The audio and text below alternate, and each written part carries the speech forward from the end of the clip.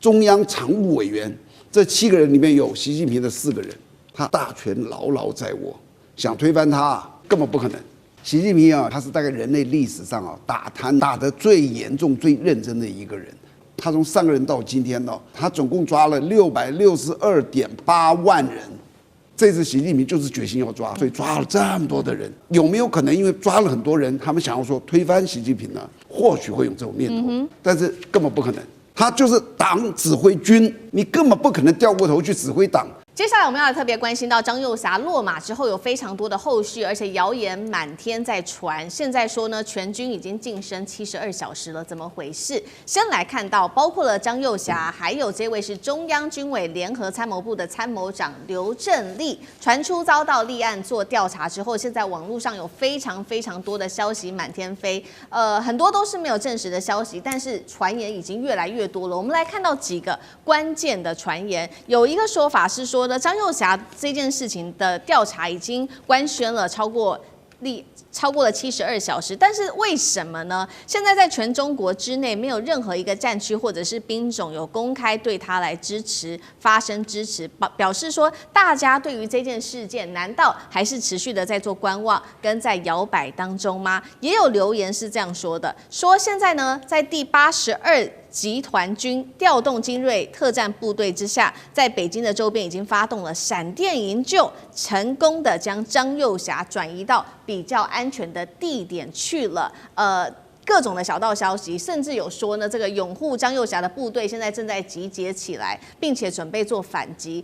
兵变的剧本到底有可能发生吗？依照过去解放军的经验，还有他们的制度来看，后续张幼霞跟这个刘振立的调查跟惩处可能会怎么展开？舰长怎么看？首先，我对这个结果并不意外，因为你们应该了解习近平的个性是什么样子。习近平你了解他之后，你就会发现他是大概人类历史上打贪打得最严重、最认真的一个人。他不是今天才打贪你去查他当初在1988年的时候，38年前，他才刚出任官员没多久，还在年轻人，他在宁德市的市委书记，因为打贪受贿，他抓了他们市委的官员大概400多个人。那我查过，当时宁德大概有多大？大概跟台北市的人口差不多，200多万。你就知道，如果说我举个例，像现在这个蒋万安当市长，在台北市政府这些单位抓了400多个贪污的、受贿的，你认为他是不是一个强烈的在反抓这些东西？那市委书记是这个市的那个头，那他当副市长什么的都不是他是头，他当到这个总书记的时候，他又变成头了。他从上任到今天到了2025年，去年的6月30号，打贪总共到目前为止查得到的，他总共抓了662.8万人。这个数字你真的去查就知道。除以他们共产党的人数，他抓了6.6%的共产党员。一个国家在崛起的阶段能力很重要。这时候谁哪个官员我能够怎么样带动这个劲，这个很重要。可是现在我们已经到达富强了。你们还是这样子的话，会亡党亡国。所以他依在他的信念就是我们要把这个东西，我们共产党这些坏习惯根除掉。但是所有的因为你们没有待过军中，我知道。军中其实是一个非常特殊的单位，连美国的将领都说军人是专制的，意思就我们不能讲民主，讲民主你就不要打仗了。是，所以他既然非常的专制，他就会变成底下是非常忠心。好比说我说，华干很好，我升你当少将，你就少将。这个在别的单位都很难看到的，所以在军中就大家都变成非常的忠心。那个忠的程度，就是军人的第一个条件就是你要忠于我。即使我在做坏事，你也要忠于我。结果到后来就变，我觉得军中第2个大问题就是一个上将、中将他权力太大，他的薪水太少。就是我轻轻松松我可以决定这个几百亿的案子给谁，但是我的1个月月薪可能只有，好比说以台币来讲是14万、15万，相对来讲非常的少。我在海军总部的时候，我管过一个100多亿的案子，是我在写预算，我才少校那时候而已。就军中就是这样子，所以他的诱惑会很大。那你一旦诱惑了1个3个人诱惑，你知道不是他都系统性的中将、少将、大校、上校一路下去，所以一抓就是一串，一抓就是一串。这次习近平就是决心要抓，所以抓了这么多的人。那有没有可能因为抓了很多人，他们想要说推翻习近平呢？或许会有这种念头，并非不可能。现在我们都被抓了，私底下一讲话都在抱怨，那我们是不是能怎么样？但是根本不可能，因为中国共产党，我以前一直认为说中国是中国，共产党是共产党，你要把它分开来看。但是我现在知道了，我有一次跟好几个这些专家啊，中国就是共产党。你把党国分开，那是你不了解他们的制度。是，他就是党指挥军。对。你根本不可能掉过头去指挥党，而且党它这最大的就是7个叫做中央常务委员，这7个人里面有习近平的4个人，他大权牢牢在握，想推翻他，我这样除非他脑袋不清楚，你说什么又来了一个谁把他救走，我真的不信。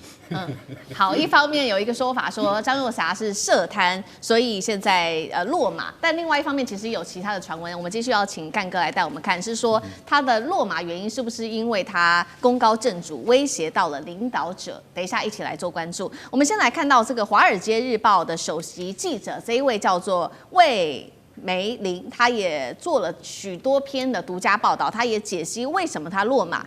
有几个原因，第一个是他说呢，向美国泄露了有关于中国大陆的核武计划，这是一个原因。另外也有中共内部调查说，这是第二个原因，说因为他提拔了中国大陆前国防部长李尚福，换取这些巨额的贿赂，这是第二个原因。但是《华尔街日报》又有另外一个分析，就是我们刚刚特别提到的，说呢，对照有一个说法是因为他已经让这个习近平感受到威胁，因为他功高震主，而他特别《华尔街日报》也举例，当年这个直接对照张又侠的倒台是对照50多年前的毛泽东跟林彪的这个决裂，两起事件都是最高领导人把他们的2把手给扣下扳机，是不是这样子？干哥怎么看？我非常同意舰长的看法，就是说，其实在中国的军委会里面，你很难说我们今天这个我们人人自危了，大家要不要联合起来？联合起来干嘛？推翻对我们有威胁的人，那就是最高领导。我觉得这个可能性非常的小。为什么？因为中国就是中共的这个体制，它是一贯的，它永远是一贯的。今天如果说发生这样的事情之后，那你说真的产生了一些调动上或是一些讯息上的动乱的话，我告诉你，就算中国的讯息是再怎么封闭，它总比伊朗要开放吧？伊朗是死了多少人你都不知道，中国是你哪里死了人一定会被知道。为什么？因为消息会传出去，所以是像这样子的调动，我觉得根本就不可能的事情。所以到现在为止已经72小时了，对不对？那张又侠他的以前的老伙伴们，照理讲的话，他有在任何的兵种或任何的军区，他一定都有他的老部下或是老长官等等。那为什么大家都还在观望呢？就代表说什么？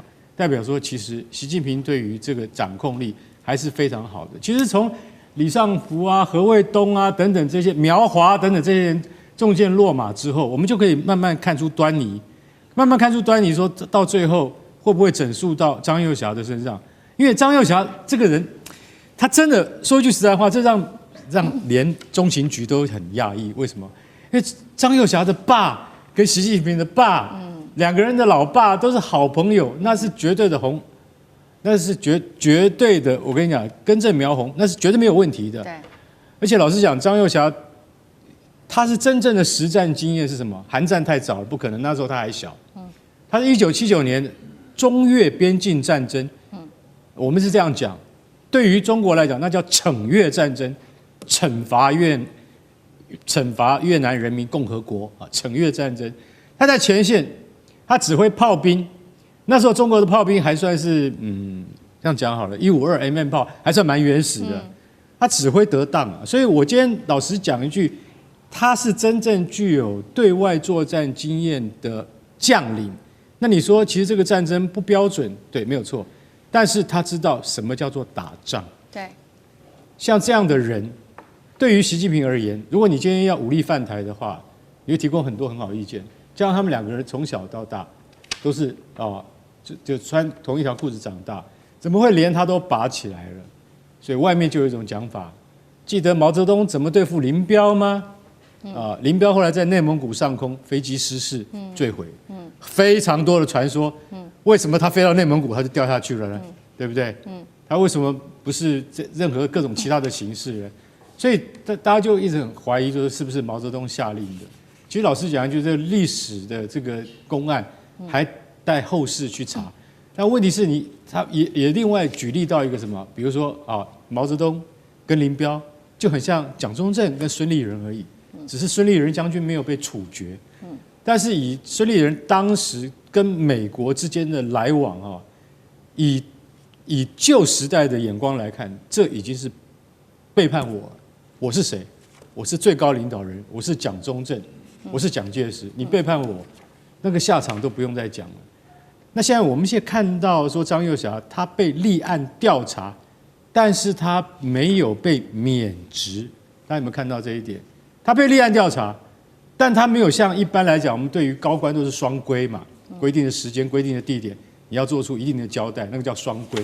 没有，他现在只是立案调查他那所以那个你会觉得说刘振立也是啊，就是说这两个人是被调查，而没有真正的那个怎么讲，就是说拔掉他的官。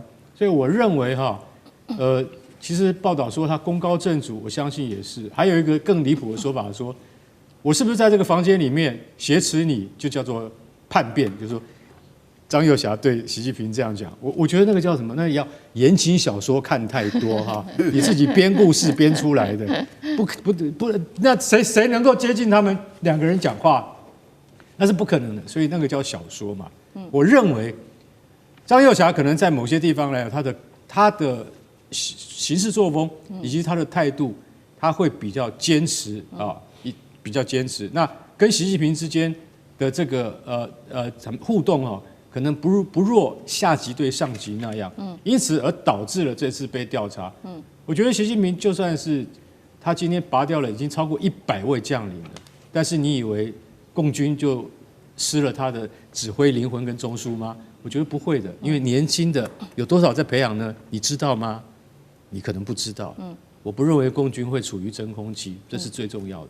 好，那确实卢刚哥帮我们看到了这一起案件，到现在还是立案调查，张幼霞还没有被免职不过呢，有一位前官员他认为他希望说张幼霞不要有事情啦。这一位是前美国国防部的负责中国台湾的一位事务科长，他叫做唐安竹。原因是什么？他是这样讲的。如干哥刚刚帮我们提到，他提到说呢，张幼霞他过去曾经参与过1979年的中越战争的共军将领，所以他知道解放军的强项跟弱点在哪里。这是第一个他做的分析。第二个他的分析还有就是他认为张幼霞是现役的解放军将领当中唯一能够针对解放军的实力跟弱点向习近平提供最客观建议的人。他认为如果中央军委里面没有张幼霞，那么可能会造成误判风险。尤其现在地缘政治的紧张之下，大家最担心的就是有关于未来美中之间的冲突会不会因此升高，对于解放军后续的影响，聂老师又怎么解读？对，你刚刚思敏提到这个唐安竹，请问唐安竹身份到底是什么？前美国国防部负责台湾、中国还有各事务的一个这个美国官员，请问他讲的意义，他不希望有什么意义？他的不希望跟大陆的不希望或者希望是两回事。我必须说明，他讲到的优秀、最优秀、最客观，能够看清弱点，这些都不重要了。最重要是你有没有办法忠心护主，这个才是重点嘛。忠心忠诚对这个最主要的核心才是重点嘛。这个都不需要谈。但我必须说，我们的这个大陆真的是比较特别的一个政治实体。我们知道从这个明初以来啊，叫军党政，以前军阀执政，西方也是一样，麦克阿瑟啊，这个或者这个艾森豪都是哇，大家对这个呼声最高的，总统都不算什么，那个军党政。可是过一阵子，有的国家变党政军。党军政、党政军都有，但党军那现在军已经没有什么，现在一定是党政军，或者政党军了。但台湾当然一路走来就是这个军党政，这个党军大家合起来叫政在最差，但现在变成军党政之后，到现在是政党军，完全变成了政治为首。可是我们的对岸还是以党为主，所以党只有一个党维稳，他必须要维稳他的时候，他必须要让他所有在旁边要有很忠心的一种这个维护核心这个团队的一种力量。我先讲一下，各位不知道前一阵子有没有去注意到？假设你也注意这种新闻，早就太多的讯息在讲张幼霞要叛变，有看过吧？多少张幼霞叛变的新闻？请问这个讯息有没有风有没有浪？绝对会有一些。这表示什么呢？表示他就算没有那么反对习近平，他也很想做他想要做的位置，或者他觉得习近平你没有什么，我以前多厉害，30岁我就在越战，对不对？就维稳了这个越战的整个军事，我那么有经验，就像唐安祖讲的。可重点来了，你越是自以为大，越是这样，你就威胁到我的一种这个核心的力量。你想想看，朱元璋是不是也是这样？刚刚讲了一个很有道理的我当时也是刚开始我也是讲这一块，蒋介石和孙立人的事件，各位去想一想。绝对有点类似，我就住在孙立人旁边，我就在古亭站附近，我的车子常就停在那一带，我常到这个叫陆军总部嘛，常去那边上个花或吃个饭。我要讲一下孙立人的故事，我还蛮清楚，因为这个人我欣赏，在美国这个对不对？这个军事学校受训过，他是有一个美国底气的，是美国人最欣赏的，最喜欢可以沟通。那当然，虽然蒋介石是军头，可是你知道孙立人可能最能够符合美国的底气，以及还有一个文的，你知道吗？那个文的快跑掉了，我不要讲谁，就孙立人的确有威吓到蒋介石当时的一个核心力量，但重点是孙立人是一个忠心的人，他比较不会出事，他甚至都直接就表白了，说的确有这种事，所以他会被兵动到台中，这是有原因的。他骂过蒋介石吗？没有，他也知道真正主真正在台湾的主就是蒋介石，来这边我们要尊重他。可是美国一直希望我取代，他就很两难。但我现在要讲的是，到底他有没有做这？您刚谈到3个原因，第一个我觉得不太可能啦，泄露中国核武。你这个怎么可能呢？你这个将领要泄露中国核武，你这个已经太这个议题有点太过之，这可以杀头了。第二个，我觉得就有可能他因为了钱，大家为利益嘛，李尚福这个位阶这么高，当我这是我猜的啦哈，不一定是。哎，你来我就巨额贿赂，有没有可能？我觉得以人性是有可能的。一个军人，你刚刚谁讲的薪水也很低，有没有？他有想要拿了一点或贿赂。而且他讲巨额贿赂，表示一定有贿赂。第3个，我觉得就最主要的功高震主，所以我觉得这是最重要的。那现在讲到一个，但你要知道，中共维稳它的核心力量，它是一个惯性必然的程序。那刚讲到这个毛泽东、林彪，那是那个年代啦，你可以置对方于死，就像朱元璋以他的所有大将只要不服从，全部杀了，这是过去。但是呢，这个你不管要虚有或莫须有罪名，最少要有罪名。即便是莫须有，你要有一个，现在大家都知道认知战一堆嘛，要认知解读认为是合理，你就要师出有名。现在重点是你会被这样子，包括不止他哦，3大，第1大军委，对不对？第2副主席，第3个还有一个联合参谋的什么参谋长刘振立。2、3都拿掉，请问一下什么原因？我觉得就是可能中心不够，但是必须要师出有名。那假设你将来之前有贿赂，就有贿赂，这就是一个名了。假设就算没有制造一个讯息，也有可能的。大家都知道情报局可以做假讯息，那 CIA 可以，我讲对岸国安会也有可能。不管怎么说，我觉得这个就是，我觉得还是最后还是一个中心的问题了。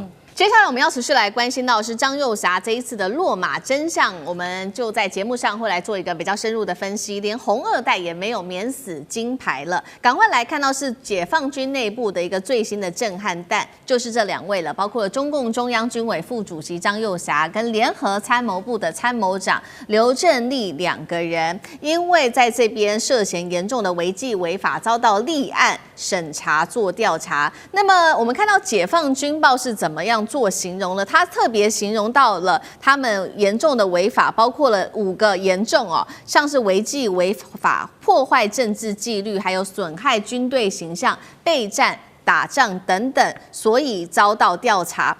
更关键的是，其实有2句话，他说呢，在党纪国法面前，身份是没有豁免权的，就算你过去有功劳，也不是抵罪券那么这次落马的张幼霞，大家会很惊讶的原因，就是因为他的身份、他的背景非常的不凡。他除了是红二代，是开国上将张宗逊之子之外，张幼霞更被视为是根正苗红他的这个红二代背景，而且呢，他还是第20届的中央军委副主席，地位之高。外界流传2个人落马的原因，除了说现在传出来的种种原因之外，其实外媒也做了非常多的报道，特别提到说有涉及到像是间谍案，给美国一些情报，或者是兵变。但是呢，张幼霞我们刚刚讲了嘛，他的地位之高，还有解放军2把手的称号，真的有可能这样子做吗？特别请教大使怎么看？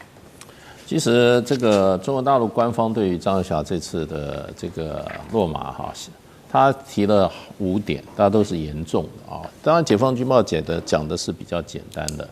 那事实上，军方的发言人讲的是比较详细的，一共5点。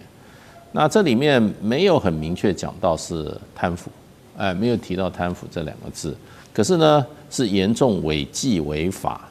这里面呢，就是说，我觉得5个严重里面，第2个严重啊，听起来真的是蛮严重的。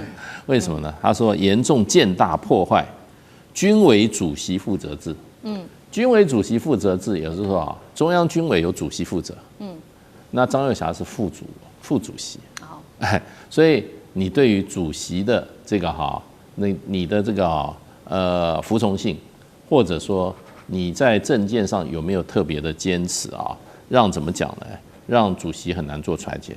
那这个第2点讲完，讲第3点啊，他说严重助长党内严重助长影响党对军队绝对领导，危害党的执政根基及政治及腐败问题。这边提到了腐败问题。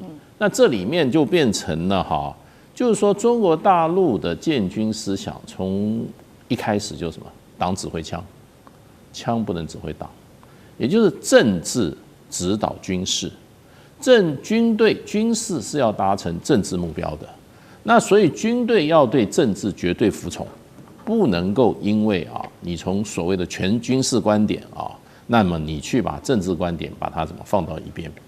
这个我记得大陆有一些文章就是说反对纯军事观点，反对纯什么观点，基本上就是说你不能拿军事的理由把政治的目标摆在一边，或者政治指导摆在一边。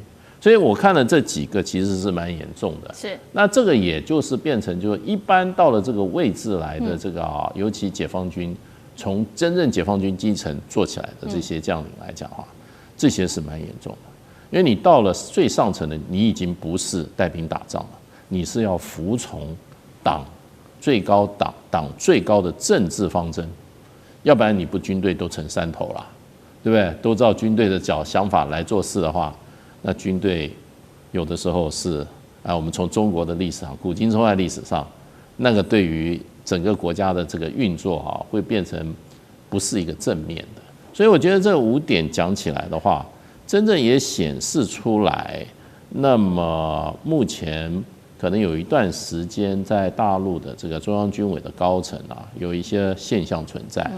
那这些现象就造成了那张又侠跟刘振利是中央军委的委员嘛，中央军委委员那的落马那所以我觉得就是说，以目前我觉得大陆的政治风气就是很清楚，政治文化很清楚。第一个就是说贪腐你不能碰，贪腐没有上限打贪没有上限，不是只打苍蝇、老虎狮子甚至赤红赤凤照样一律都打，没有位阶的问题。第2个就是说这个基本原则，尤其在军委会来讲的话，就是党指挥枪，政治是高于军事，军事思想要附着于政治思想之下的。那么这个大陆的讲法就是军队解放军是党达成政治任务的这个忠诚的骨干。那这个是一个原则，如果这个原则出现问题的话，真的是没有上限的不会说当然不是说无限上纲，可是呢，不管职位再高，不管职位再重要，还是在这2个大原则之下、大的纪律之下，那是没有办法过关的。是，好，所以我们也要看到说，那2位高官现在落马，对于说这个军委人数现在骤减，会不会接下来冲击到枪杆子政权？等一下请上志哥带我们看。我们先来回顾一下，其实从2022年的第20届中央军委成立以来，本来应该是有7个人的领导班子，实际上呢，现在其实只剩下2个人了，包括了习近平跟张升明2个人。那画面上 CG 我们也可以看到，我们整理出的一系列从2025年6月开始，各个委员进行的，不管是党的开除、军籍或者是立案调查，当中包括了李尚福、苗华、何卫东、刘振立到张又侠等等的人。那外界有解读说，现在军委人数变少了，有2个解读，一个解读是说，代表说习近平未来的权力也高度集中了；另外一个解读是权力不稳。那上次哥又怎么看？现在所有在外面传说对于习近平在军事方面的权力不稳的，大概基本上都是像法轮功啊一些外围的宣传组织。只要对中国大陆有一些真正了解的人都知道，现在习近平的权力稳如泰山到难以想象。那为什么这样讲哦？其实特别是这一次连张又侠都能够拿掉或落马。那就显示说，因为张又侠之所以升任，主要就是他跟习近平他们两个人的爸爸当时就一起在打仗的，所以过去在军中的两个人的爸爸都已经世交之好。那么习近平跟张又侠基本上都是可以说小时候在一个大院里头一起成长的，彼此知之甚深哦。所以在这个过程里，最后还是把你自己这个发小拿掉，这必然有一些绝对性的原因。那么除了刚刚其实大使所提到，我认为这里头个人认为最大关键是第一个当然贪腐啦，没有话说。第二个当然其实就是在他们自己的5大的问责，就是说张又侠的这里头最重要的其实就是他干扰了军委主席习近平在军事上的意志。其实我们不得不说，在过去在胡锦涛时代，当时后来在2012年，当时就开始开除掉。就把这些贪腐的又乱搞的这些军委副主席，我想印象最深刻的其实就郭伯雄跟许彩厚，他们那时候架空胡锦涛的严重性，就众所皆知，事后也被验证了。所以这个军权权力再大的时候，这些副手们不要说是他们自己无视于国家领导人，而且他们自己本身一个上将，各位算一算他底下有多少中将、少将，一整串怎么讲？大粽子或大葡萄一整趴都是他们同干的人。现在你端掉一个上将，大概就我私下了解，大概上下超过100人到200人，这些所谓台湾说的中校、上校以上手上有实权人是全部都要拿掉的，因为这个贪腐是一个连带性的东西。所以这就可以知道，不是习近平大权在握，而是习近平下了多大的决心。这样子的魄力到整个军委，过去军委5人7人，乃至到现在只剩他跟张生明，而且张生明是去年才刚上来的，而且众所知道张生明没有打过仗，张生明自始至终不能说是文官，但他自始至终都理解是他就是帮习近平在军中清除贪腐的最关键的人。那么升上来之后。才不到半年期间，张又侠就被弄掉了。而且其实我们都知道，这2天在美国的媒体里头，华盛顿邮报就指出，甚至更严重的披露一个秘辛啦。但是现在这个都还没有被验证，就是到底张又侠有没有泄露中国大陆核武器的最关键的数据跟机密？但美国方面像这样说，各方面都是保持了怀疑，还在看这几天后面有没有影响。如果这真的是最关键的原因，怎么可能不把张又侠拿掉了？所以现在我觉得最主要的部分，第一个没有错，习近平当然是大权集中，而这个集中主要在于不只是说他不容忍在道德上不能有贪腐，而且你知道贪腐就有裂缝，你贪腐可能就会被美国收买。这样子的严肃性不可能在军委最核心决策者里头能够出现的。贪腐不是道德问题，是情报跟国与国之间最关键的这样子的一个问题。第二个，我认为在这次93大阅兵也可以知道，习近平越来越愿意让在基层战区的那些少将、中将直接来执行最高的任务。无论打台湾，无论中美对抗，一旦发生重大战争的时候，不一定要上传统，一定要有个上将指挥一大堆中将，指挥一大堆上不用。如果那些是真正有战力的，直接少将、中将拉拔起来，这件又肯干、又研发、又不贪腐的话，何乐而不为呢？我认为是这次整个大清扫，要把从过去战区改变，到现在从人事操守，到真正习近平在寻求真正的军事专业、军事人格、效忠忠诚的这样的基本条件，才能够在他身边。好，习近平一方面我们看到在内部自己做军系的一个大清扫，那现在大权在握，那接下来大家也在关心说，接下来对于台海的局势跟这个决策到底会有什么样子的影响？其实有2个说法，第一个是说高层的震动对于台海来说是会降温的，第二个说法是说对于台海来说反而是情势会因此升温。我们先来看降温的说法，代表说解放军的指挥链现在要做怎样全部的一个全盘重整，那对台的军事行动可能就会暂时先放一边，先不要管。第二个事情是说，对台海情势可能会升温，就是因为习近平已经为未来重大行动做了一个比较彻底的清场。那军权现在比较干净了，他反而会在台海上面可以更集中压力。哪一个说法比较有可能？第一个问题请教干哥，那第二个问题也请教干哥，是说有人说呢，张又侠事件会这个削弱解放军战力，但是以台湾的国军为例，其实也有分成5级的代理人制，所以对于解放军军来说，到底会不会伤筋动骨？这是第二个问题，请教干哥。好，你看看哈，现在中央军委只剩下张升明跟习近平2位了嘛，军事委员。那你就认为说这个机器就转不动了吗？你错了，完全转得动，根本不用担心这种问题。从那个李尚福就前国防部长啊，还有军委苗华、何卫东等等，陆续中箭下马。我们那时候就一直在看接下来是谁，为什么？这些人都是非常重要的职务，那就是宣布苟合、打仗、外交，这些人都是最重要的成员，一一下马。接下来我们就知道说，今天张又侠可能会沦落到这一天。果然验证了，这代表什么？习近平主席他有一个步骤在做，只是什么时候出手而已。《华尔街日报》这次所披露的，我觉得虽然他说我有凭有据哦，这是以前中核集团总经理顾军他讲的。张又侠涉嫌向美国可能是五角大厦啊，去提供最重要的核武设施的核心计划，我觉得讲的跟头头是道，跟真的一样。但是以张又侠的身份跟地位，他可能去做这样的事情吗？那叫做叛国，我觉得完全不可能。偏偏《华尔街日报》竟然采用了这个消息来源叫顾军的，我相信现在很多记者都要去找顾军这个人，希望问问他到底究竟是怎么回事。那不管怎么样，还有更扯的，更扯的说什么？其实啊，刘振立在被捕之前啊，他已经调动了82集团军。大家知道82集团军是什么吗？它的前身就是38集团军，打过韩战的，是真的有实战经验的，调动了82集团军。难怪北京市民现在可以在街上看到很多军用卡车跟装甲车在路上运动了。所以说，哇，是不是中南海出了什么事情？我告诉各位，什么事情都没有出，好不好？那是正常的调动而已。如果今天那个刘振立他今天真的调动了82集团军的话，那恐怕99A 式主力战车就跑出来了。那绝对不是你可以想象中，北京现在还是一样马照跑，舞照跳。所以像这样子的传言，就像刚刚那个上次说的，这个大部分都是我们法轮功的报纸啊，他们就是专门在散布一些这样的东西，这些东西都经不起任何的验证。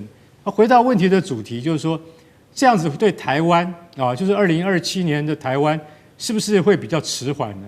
我觉得你千万不要这样看，尤其我们自己台湾同胞就不能这样看。是，今天就算是张又侠中箭落马，然后刘振立他也落马，两对夫妇都已经被带走。可是对于整个中央军委，对于整个中共的军事体系，一点威胁跟影响都没有。我不认为他的态势会变得松弛，而你要说他会变得更紧张吗？也许是因为有人说张又侠属于鸽派，习近平属于鹰派，这些都是揣测。不要用这种单一的揣测去二分化这样子。我告诉各位，台湾的局势完全要看台湾自己本身要能够干什么，要能够跟中国愿意我们兄弟之邦要坐下来谈，这才是重点。不要去猜测说会变得更好，或会变得更坏，这些无谓的猜测，我觉得根本没有必要。好，我们来关心的是解放军的第2号人物张又侠落马哦。这个传出有一些不一样的原因，不管是在做核武上面的泄密，还是黑金贪腐，现在双爆雷哦。习近平彻底掌握军权了吗？那台海局势接下来如何看？今天我们会一起的来做关心，这个是中国大陆的国防部在1月24号这一天正式的宣布了，中央军委副主席张又侠以及包括了中央军委联合参谋部的参谋长，他们提到了刘振立2位哦，因为呢这边说涉嫌严重的违纪违法，遭到立案审查做调查。那么解放军也在1月26号在头版这边特别发文说，人民军队不容反败，不容贪腐等等。那《华尔街日报》也做了报道说，张又侠真正落马的原因，《华尔街日报》解密是因为他说呢，向美国泄露了有关于中国大陆核武计划的资讯，这是第一个原因。第二个原因，现在据传是因为内部调查指出，张又侠有帮助提拔中国大陆前国防部长李尚福，借此来换取巨额的贿赂。现在指出有2个重要的原因，委员怎么看？这背后到底有什么样子的地下交易或秘密吗？这里面到目前为止都很难精准的去判定到底发生什么事啊。中共中央军委会如果以这样来看的话，目前只剩下主席习近平跟副主席张生民啊，剩下2个人。而这副主席张生民是火箭军的上将，那其他的大概都因为各种事件而下台。而这一次指控张又侠的用词，我仔细看是有点的特殊。第一个特殊的地方是说，他指控他破坏党主军委会主席负责制，也就是这里挑战到的习近平的权威啊，很明显用这个字眼就表示他公开或者在军队里面跟习近平唱反调，啊，所以这是一条罪状。第2条罪状就是说他贪腐，但是国外的媒体是说他涉及收钱帮李尚福升为国防部长，那大陆的媒体倒是没有提到李尚福的事，会不会从李尚福的案子里面延伸过来不清楚啊，都是这个贪腐。那第3个罪状呢，就是没有遵守党的纪律。跟党的纪律是什么东西呢？那《华尔街日报》说，他有把核武器的计划泄露给美国人，那这个都是《华尔街日报》额外的新闻，在大陆上倒是没有这方面的新闻，所以这个里面不管哪一条在任何一个国家里面都是比较重大的事情，比如你挑战最高统帅，然后你这个升官收钱，然后你泄露机密。但是这么高位阶的人怎么会有这种事？他也70几岁了，70几岁的人通常不会有什么政治野心啊。到底发生什么事？真的是令人匪夷所思。那所谓参谋长这个刘振立啊，他官位当然小一阶，但是也是解放军军方非常高阶的一个领导的将领。那整个军委会里面都有不适当的人选跻身其间，这个大陆的体制自我检讨、自我修正，这是必要的。好，那我们也看说，接下来张又侠遭到清洗嘛，对于接下来解放军的整个体系会造成多大的冲击？等一下请吕舰长来带我们看，也是说是不是间接反映习近平已经在大权在握，能够掌握军方了呢？我们先来看一下这个张又侠他的背景，因为特别的不凡他是中共中央政治局的委员，也是中央军委会副主席，跟习近平同为太子党的成员，而且父亲叫做张宗逊，在国共战争的时候和习近平的父亲习仲勋同在西北野战军并肩作战。张又侠的位阶来讲也非常的高，仅次于习近平，被视为解放军的第2号人物。那美国政治风险咨询公司这边做了一个分析，说这一次的落马行动也代表说，在解放军历史上是前所未见的，是对最高指挥系统的彻底清洗。接下来对解放军的整体军系会有什么样的影响？吕舰长怎么看？其实我个人的研判不会有任何的影响。为什么？因为这一次落马的就是只有这2位那当然加上之前的现在这一个有关于中央军委只剩下2员。那我想请教一下，如果有问题的话，那之前是怎么运作的？那以军方来讲那解放军其实它这个是一般大家比较少了解的，但是如果以国军所对外公开的，我们有5级代理制度。5级代理制度，例如说舰长现在阵亡了，谁来替补副舰长？那副舰长阵亡了，谁来替补？那有可按照各个单位不一样，属性不一样，就会有不一样的一个替补，可能是辅导长啊，或者是有可能是战系长，或者是作战长。那中央军委何尝不是如此？现在能够正常运作，也因为如此。那我们来看一下，大家认为有问题。那我想请问一下，也就是这个东部战区的司令杨志斌，他仅上台了1周，我们就看到了这一个正义使命2025一样，这个军演也顺利完成，而且甚至他操演的距离更接近台湾，更进一步的抹除台湾的治权的部分。所以这就表达解放军对于这种各种的应对他已经做好准备了。其实如果按照刚刚无论是主持人或者是郑源老师对于张幼霞的这个描述，他忘了一件事情啊，也就是听党指挥的部分。解放军在建立的时候，也就是建立了一个无法捍卫的一个准则，叫做党指挥枪。那其实党那真正的总书记也就是习近平主席。那既然那个你挑战了习近平主席，那也就是你挑战了党，那当然你要继续的下去，继续的要能够任职下去也是个困难。所以解放军报今天在讲的就是永远吹响冲锋号，也就是他们不让这一些腐败继续的存在。但是这个腐败到底是什么？这个华尔街日报或者是其他报纸不要再吹牛了，连 CIA 都搞不清楚。之前不是特别有讲过吗 ？CIA 最近10年其实要渗入中国大陆是非常困难的，因为中国大陆不断的在打除这一些CIA 的探员，而且甚至还有这个有关于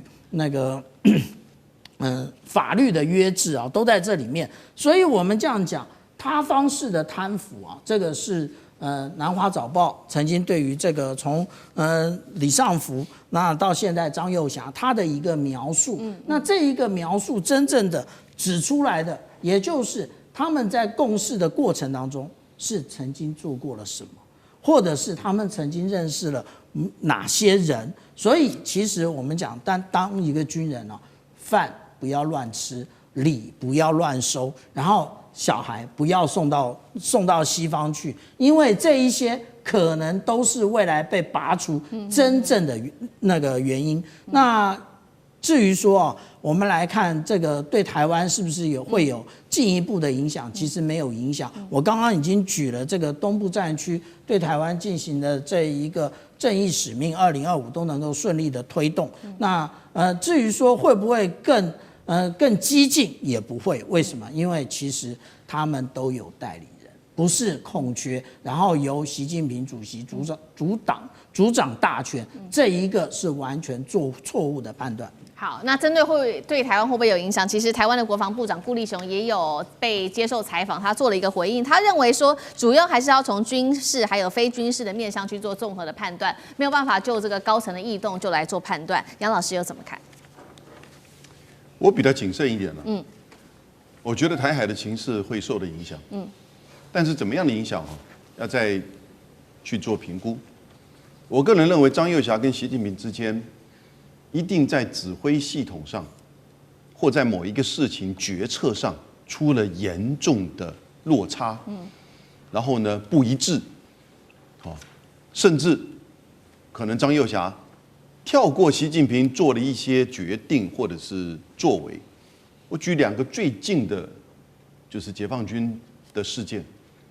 第一个就是在对台军演上，第2个就是辽宁舰的整个在穿越第1岛链和日本的军机的接触，看起来应该是整个当时对于高市早苗的发言的一个就是反制，因为那个时候的军演也是说为了要遏阻台独，以及就是因为美国要卖1.25兆武器给我们，同时也是为了吓阻外力，那当然就是指高市。